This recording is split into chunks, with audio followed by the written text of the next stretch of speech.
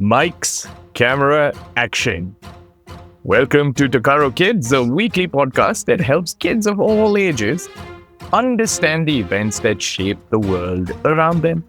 And Devi, this week we are starting with something super exciting, right? We are going to start with good news on this episode. If you follow cricket, or even if you don't, it is fantastic news because the Indian women's cricket team actually has made history.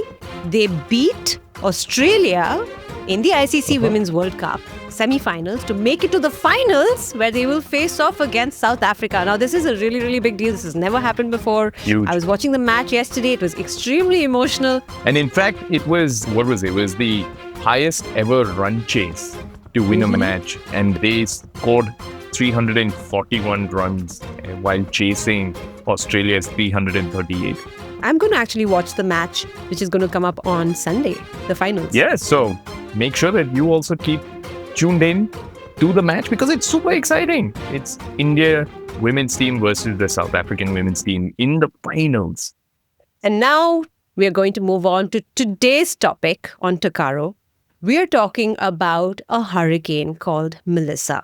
Now, if you haven't heard already, there's been a huge hurricane, one of the biggest ever, in fact, they're saying, to hit the Caribbean islands in modern history, called Hurricane Melissa.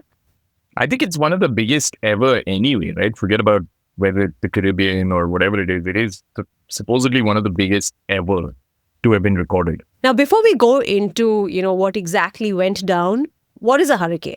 Kiran, you want to explain exactly how hurricanes are made? So basically what happens is there's ocean and, majority of the earth is covered by ocean, by water, right?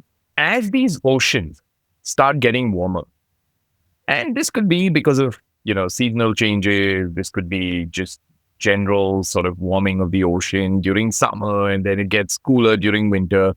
But that's also now getting more and more exaggerated with climate change. Anyway, warm ocean water basically results in heat being generated from the ocean. Now, I don't know how many of you all are learning this in school or have learned this in the past. Hot air rises, right? So what happens is this hot or warm air rises. And so as it keeps rising, it cools down and starts forming clouds. And then the cool air, which is on top, comes down and again gets heated by the warm ocean. So it's kind of like this loop that keeps going on and on, right? And warm air keeps rising, cool air keeps coming, gets warm, keeps rising, the clouds build up. And then what's actually interesting is because the earth is this big spinning ball, what also starts happening is all this moving air also starts spinning. And when it starts spinning, it starts creating this massive circle of cloud and wind and, really starts speeding up the breeze and the wind around it as well. And that's how a hurricane is formed. So you can think about this loop that's being created. And as it gets created, there is a funnel that is created, which is basically what a hurricane is. And so what's interesting is the reason I say a funnel is because in the middle of the hurricane is actually what's called the eye of the storm. And it's completely clear. It's very calm. Around it is this monstrosity Chaos. of wind and chaos and rain and everything that's happening. In fact, you might have seen pictures that have been taken from space to see exactly what that eye of the storm looks like. So coming back to what happened in the Caribbean islands. So the Caribbean islands, where are they? They are, if you look at the map, take out an atlas or a globe, look at the map, find North America. Right between that place, that strip of land called the Isthmus of Panama, which connects North to South America, there's a cluster of islands. Now, what is a cluster of islands? It's an archipelago. I always struggle to say that word. It's a group of islands. It's a group of islands, which is actually officially called an archipelago. So that's where the Caribbean islands are. Some of the islands that you might have heard of from the Caribbean, Jamaica, Haiti, Cuba. These are some of the bigger ones. There are 7,000 islands in this cluster. Okay, that's a lot. I never imagined that there would be so many little islands. Yeah. So this hurricane actually went and affected these islands the most. Destruction that's happened specifically in Jamaica. Jamaica is known for its beautiful beaches as a holiday destination. Lots of people had to be evacuated. Lots of people got stuck. And in shelters. But the important thing is people knew this hurricane was coming and they were preparing for it. And yeah, people are reluctant to leave their homes, but they managed to move quite a few people out of harm's way. Over here, In places like Jamaica, for example, it was such an impact that electricity was down for almost 4/5 of the island. So four-fifths of the people living in Jamaica did not have electricity for days. Still, I don't think it's kind of recovered fully. You have pictures of like resorts being torn apart by these winds. So just think about it. These are winds and wind speeds that are 200 kilometers an hour. On our Indian roads, we probably travel, on a highway, we probably hit 100, 120 kilometers an hour. For These short winds, periods. for short periods of time before there's some cow or there's a bike that comes in the way. But in this case, the hurricane was going double that speed, 200, 240 kilometers an hour. So just think about how fast that wind must be, right? Yeah. It can tear apart homes and buildings and everything. And it did. And it did. Now, I was looking this up, Kiran, because I was curious to see. A lot of people are saying that climate change is causing a lot of these weather conditions to worsen and causing more devastation. So I wanted to know, is there a link between hurricanes and climate change? And turns out there's a mixed response to this. So on one hand, you can't say that climate change is causing more hurricanes. Hurricanes have been happening forever. They will continue to happen. Yeah. But what climate change is doing is making hurricanes worse. They're making them stronger, right? Like you said, the Hurricane Melissa is one of the strongest ever. And why is that happening? Now, this is connected to another story that we wanted to talk about, which is the climate tipping point. What is a tipping point? A tipping point is, for example, if you're standing and someone pushes you a little bit, you will not fall necessarily. It's just a slight nudge. But if someone really pushes you hard, you're going to fall over. That is a tipping point. For the climate, scientists have defined different tipping points, and they said this is when a big change happens that we might not be able to reverse, right? Yeah. That is a tipping point.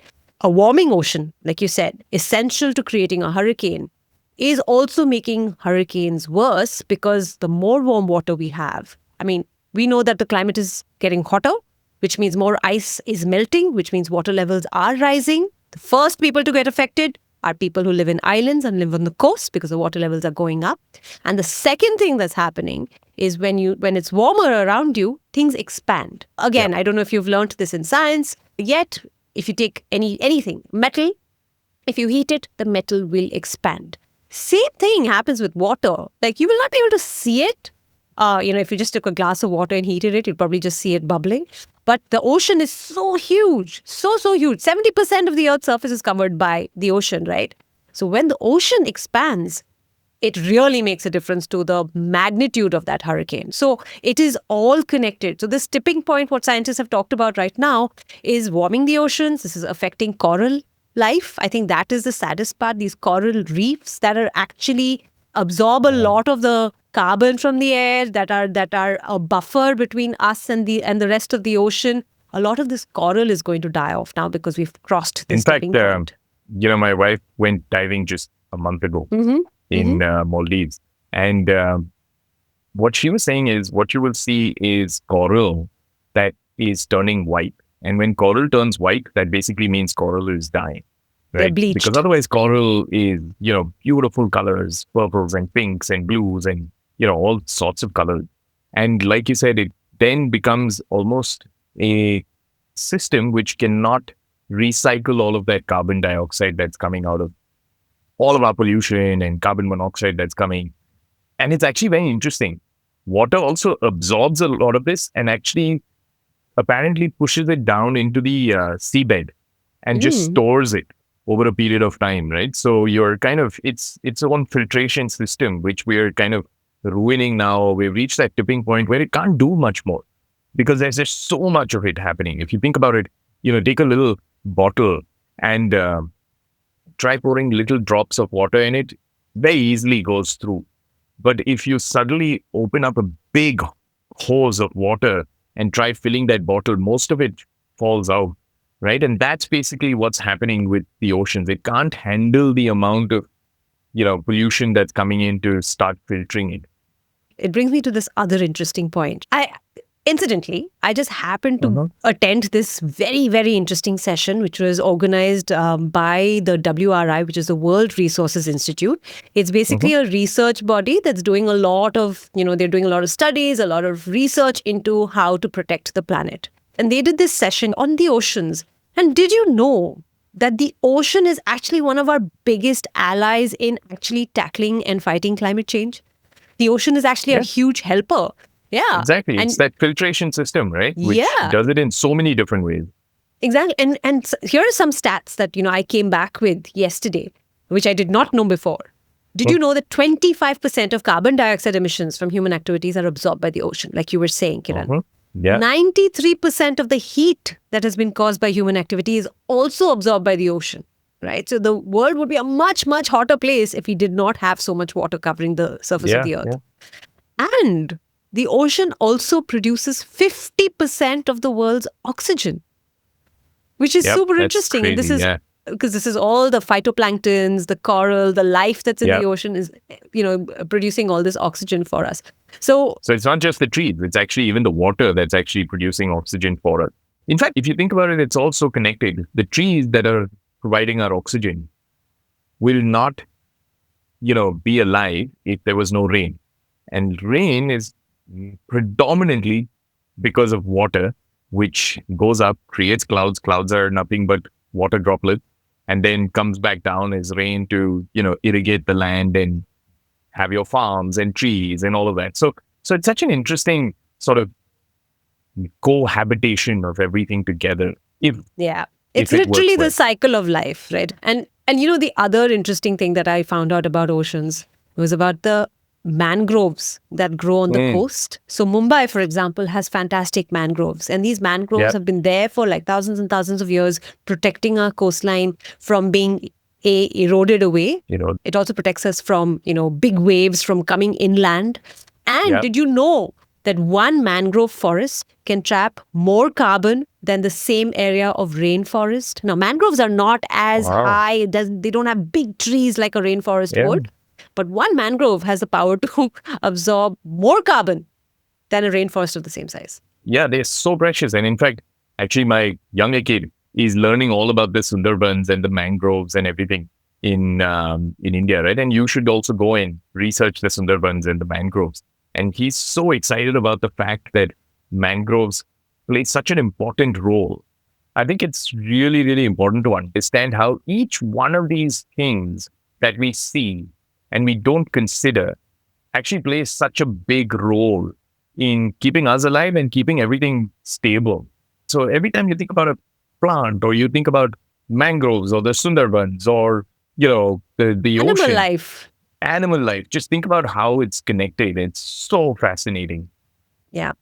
And that obviously brings us to, hurricanes are going to happen. They are getting worse. Those are the facts of life. The ocean is warming. It is acidifying, which means it's not turning into acid, but it is, the acid content is a little higher than it was before. The pH level, to be more specific, is higher than it was before, which is affecting life forms within the ocean.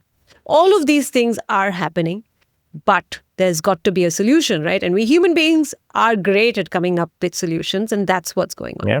There's a huge meeting, a very, very important climate meeting that's going to take place in Brazil next month, in fact, in November. It's called the COP30. What is a COP30? Yeah. It's a 30th meeting of the United Nations Conference of the Parties. Leaders, a lot of scientists, a lot of academics, a lot of people who care about the climate are coming together, and they're going to decide and discuss how we can tackle climate change. But one of the main things that is going to be discussed is, how do we protect people? Because that is a fact.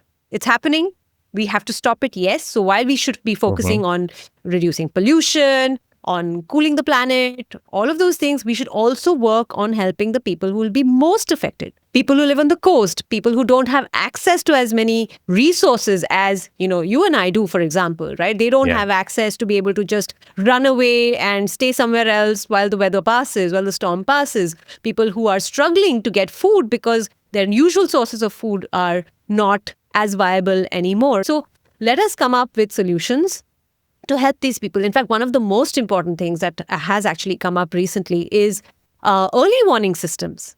Even the UN Secretary General, Antonio Guterres, he's basically said that we need to focus and put a lot of our funding towards creating early warning systems so that, like it happened in Jamaica and Cuba, people have enough time to be evacuated. They can take their belongings and move away, because you can't stop the ocean from, forming hurricanes. You can't stop that water from coming inland, but you can move to a safer place. So let's do that. Let's do that for the island nations. They're called the small island states, right? Because there are many of these small island states across the world.